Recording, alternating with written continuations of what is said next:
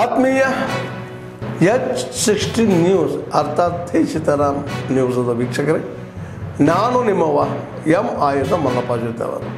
ತಾವು ಈಗ ಸುದ್ದಿಗಳ ಲೋಕಕ್ಕೆ ಎಂಟ್ರಿ ಬಿಡ್ತಾ ಇದ್ದೀರಿ.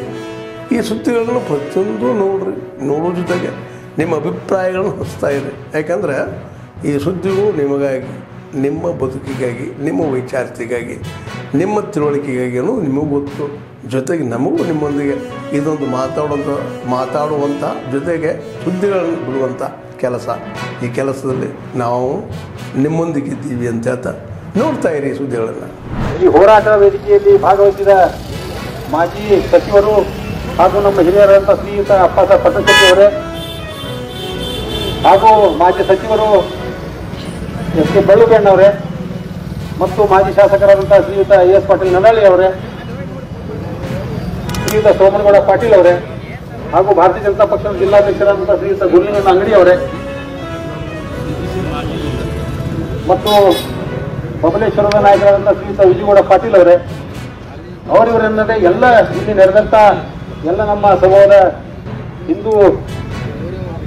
ಹಿಂದೂ ಭಾಗದ ನಾಯಕರೇ ಮತ್ತು ಹಿತೈಷಿಗಳೇ, ತಮಗೆಲ್ಲ ಮತ್ತು ಇಲ್ಲಿ ಭಾಗವಹಿಸಿದಂಥ ಎಲ್ಲ ಮಾತಾ ಭಗಿನಿಯರೇ, ಮಾಧ್ಯಮ ಬಂಧುವವರೇ, ತಮಗೆಲ್ಲ ಗೊತ್ತಿರೋ ಹಾಗೆಯೇ ಇವತ್ತು ಶ್ರೀಗಳ ಒಂದು ಹೇಳಿಕೆಗೆ, ಶ್ರೀಗಳ ಒಂದು ಸಲಹೆಗೆ ಇಲ್ಲಿ ನಡೀತಕ್ಕಂಥ ಕಾಂಗ್ರೆಸ್ ಸರ್ಕಾರದಲ್ಲಿ ಸಾಕಷ್ಟು ಚಟುವಟಿಕೆಗಳು ನಡೀತಾ ಇದೆ, ಹಿಂದೂ ವಿರೋಧಿ ಚಟುವಟಿಕೆಗಳು. ಇದು ಯಾಕೆ ನಡೀತಾ ಇದೆ? ಬರೀ ರಾಜಕೀಯವಾಗಿ ನಮ್ಮ ರಾಜ್ಯದಲ್ಲಿ ಮತ್ತು ಜಿಲ್ಲೆಯಲ್ಲಿ ನಡೀತಾ ಇದೆನಾ ಅಂತ ನಾವೊಂದು ಸ್ವಲ್ಪ ದೀರ್ಘವಾಗಿ ಕಾಲದಲ್ಲಿ ಮೊಬೈಲ್ ಕಾಲದಲ್ಲಿ ಬಜೆಟ್ ಇದ್ದೇನೆ ಕೆಲಸಗಳನ್ನ ಕೊಟ್ಟಿದ್ದಾರೆ. ನಾನು ಆದಷ್ಟು ಕ್ಲಿಯರ್ ಮಾಡಿದ್ದೀನಿ. ಈಗ ಒಂದೊಂದು ಡಿಪಾರ್ಟ್ಮೆಂಟ್ ಇದರಲ್ಲಿ 50 ಕೋಟಿ 60 ಕೋಟಿ ಇದೆ. ನಾನು ನೀವೇ ಹಂಚಿ ಅಂತ ಹೇಳಿದ್ದು, ನೀವೇ ಯಾರ್ಯಾರು ಕೊಡಬೇಕು ಅಂತ. ಕಾಂಟ್ರಾಕ್ಟರ್ ಅಂದರೆ ಇದು ಬರೀ ಬರೋ ಮಾತ್ರ ಕಾಂಟ್ರಾಕ್ಟರ್ ಅಲ್ಲ, ಇಡೀ ರಾಜ್ಯದ ಉದ್ಯೋಗ ಕಾಂಟ್ರಾಕ್ಟರ್. ಅವ್ರಿಗೆ ನೀವೇ ಹಂಚಿಬೇಕಾರೆ ನಿಮಗೆ ಲಿಸ್ಟ್ ಕೊಟ್ಟು ಎಷ್ಟು ದುಡ್ಡು ನಮಗೆ ಡಿಪಾರ್ಟ್ಮೆಂಟ್ಗೆ ಬಂದಿದೆ ಆ ಪ್ರಕಾರ ನೀವೇ ಹಂಚಿ ಅಂತ ನಾನು ಹೇಳಿದೆ. ಇಲ್ಲ ಆಮೇಲೆ ಅದು ಪರ್ಸೆಂಟೇಜ್ ಬಗ್ಗೆ ಮಾತಾಡ್ತೀನಿ. ಅಪ್ಡೇಟ್ ಫೈಲ್ ಮಾಡಿ ಅಂತ ಅಪ್ಡೇಟ್ ಫೈಲ್ ಮಾಡಿ ಕಂಪ್ಲೇಂಟ್ ಕೊಡಿ, ಯಾರ ಬಗ್ಗೆ ಇನ್ವೆಸ್ಟಿಗೇಷನ್ ಮಾಡೋಣ, ಏನು ಬೇಕಾದ್ರೆ ಮಾಡೋಣ. ಅದು ನಾವು ಹೇಳೇ ಇಲ್ಲ ಅಂತ ಹೇಳ್ತಿದ್ದಾರೆ ಸರ್. ಈಗ ನಾವೇನು ಹೇಳಿಲ್ಲ ಅಂತ ಅವ್ರು ಹೇಳ್ತಾ ಇದ್ದಾರೆ. ಅದಕ್ಕೆ ಅವ್ರು ನೋವು ಅರ್ಥ ಆಗ್ತದೆ, ನಮಗೇನು ಅರ್ಥ ಆಗಲ್ಲ.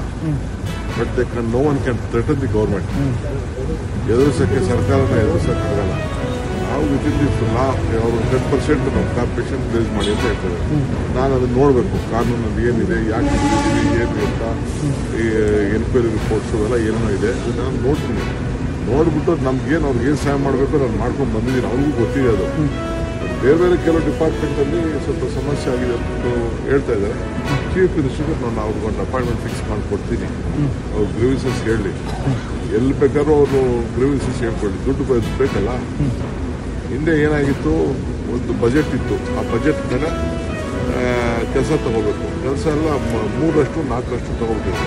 ನಾನು ಇರಿಗೇಷನ್ ಡಿಪಾರ್ಟ್ಮೆಂಟಲ್ಲ, ಈಗ ನನ್ನ ಹತ್ರ ಇರೋದು ಒಟ್ಟು ಎಲ್ಲ ಸೇರಿದ್ರೆ 200 ಕೋಟಿ ರೂಪಾಯಿ ಇರಬೇಕಷ್ಟೇ.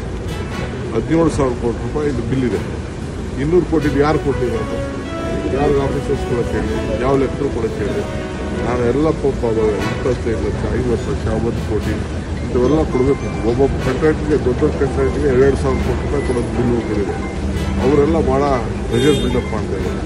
ಅಂದರೂ ನನ್ನ ಹತ್ರ ಅದನ್ನ ಮಾಡೋಕ್ಕಾಗ್ತಾ ಇಲ್ಲ. ಅದಕ್ಕೆ ಒಂದು ಸಿಸ್ಟಮ್ ತರ್ತಾ ಇದ್ದೀನಿ.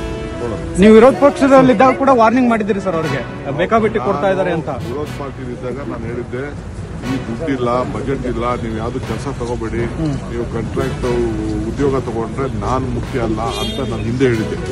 ನಿಮ್ಗೆ ಯಾರಿಗೂ ಬೆನಿಸೋದಿಲ್ಲ ಅಂತ ಕೂಡ ಹೇಳಿದ್ದೆ. ಬೇಕಾದ್ರೆ ನೀವು ಅದನ್ನ ತೆಗೆದುಬಿಟ್ಟು ಟಿವಿಲಿ ನಾನೇನು ಅವತ್ತೇನು ಮಾತಾಡಿದ್ದೆ ಅದನ್ನ ಬೇಕಾದ್ರೆ ನೀವು ರೀಪ್ಲೇ ಮಾಡಿ.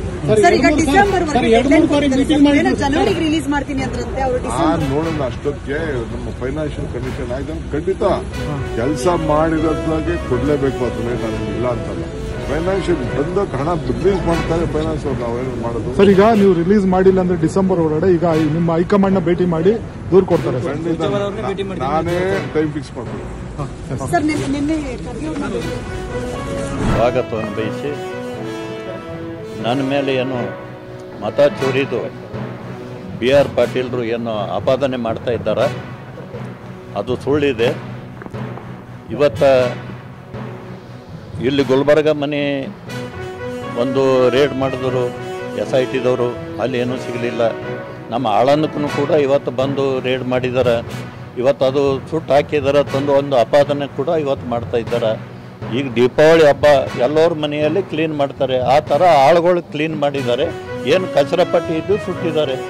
ನಮ್ಮಲ್ಲಿ ಏನು ಮತ ಚೋರಿದಿಲ್ಲ, ಏನೂ ಇಲ್ಲ. ನಮ್ಮಲ್ಲಿ ನಾವು ಮಾಡೇ ಇಲ್ಲ. ಅದು SIT ಅವರು ನಿನ್ನೆ ತಮ್ಮ ಮನೆ ಮೇಲೆ ದಾಳಿ ಮಾಡಿ ಸುಮಾರು ಒಂದು 5-6 ಗಂಟೆಗಳ ಕಾಲ ಪರಿಶೀಲನೆ ಮಾಡಿದ್ರು. ಈ SIT ಅಂದರೆ ಈ ಪ್ರಕರಣಕ್ಕೂ ತಮಗೂ ಏನು ಸಂಬಂಧ ಇದೆ?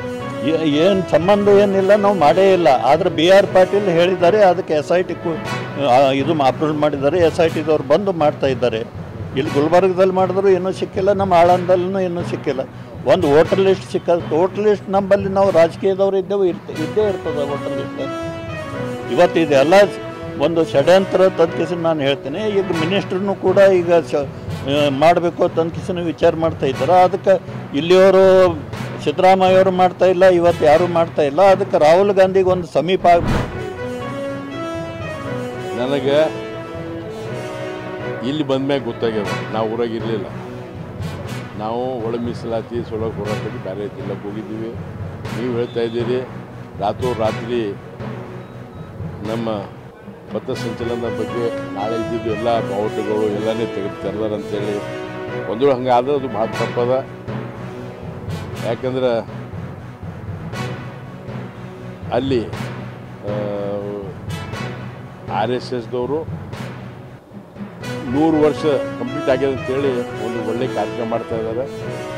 ಅದಕ್ಕೆ ಅಲ್ಲಿ ತಹಶೀಲ್ದಾರಿಗೆ, AC ಗೆ, DC ಗೆ ನಾನು ಆಗ್ರಹ ಮಾಡ್ತೀನಿ, ಇಂಥ ಕೆಲಸ ಮಾಡಬಾರ್ದು.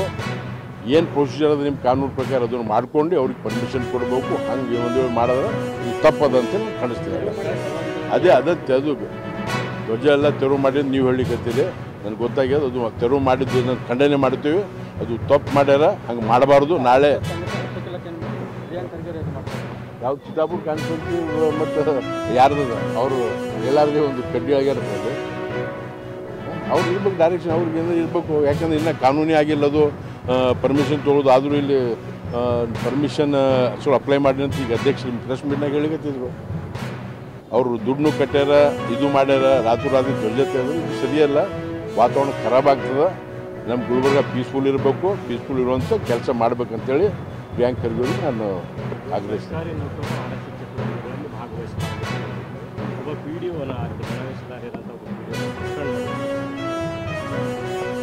ಇದು ಏನಂತಾರಂದ್ರೆ ಇಂಗ್ಲೀಷ್ದಾಗ ಅಂತೀವಿ ಫೋಬಿಯಾ ಟು RSS.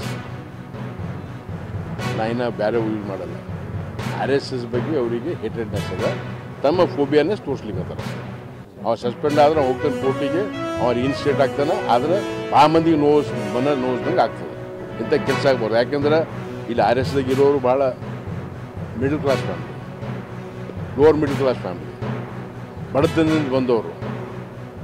ಒಬ್ಬವನಿಗೆ ಹಿಂಗೆ ಸಸ್ಪೆಂಡ್ ಮಾಡಿದ್ರೆ ಕೋಟ್ಯಾಂತರ ಜನರಿಗೆ ನೋವಾಗ್ತದೆ. ಅದು ನೋವಂತ ಕೆಲಸ ಮಾಡಬಾರ್ದು.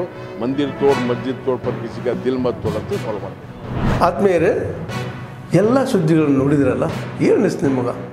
ಇದರಲ್ಲೇ ನಿಮ್ಗೆ ಲೈಕ್ ಆಗಿರ್ಬೋದು, ಡಿಸ್ಲೈಕು ಆಗಿರ್ಬೋದು, ಕಾಮೆಂಟ್ ಬೇಡಪ್ಪ ಅಂತೂ ಅನಿಸಿರ್ಬೋದು, ಕಾಮೆಂಟ್ ಮಾಡಬೇಕಪ್ಪ ಅನಿಸ್ಬೋದು, ಶೇರ್ ಮಾಡಬಾರ್ದಪ್ಪ ಅನಿಸಿರ್ಬೋದು, ಅದು ಮಾಡಬೇಕು ಅನಿಸಿರ್ಬೋದು.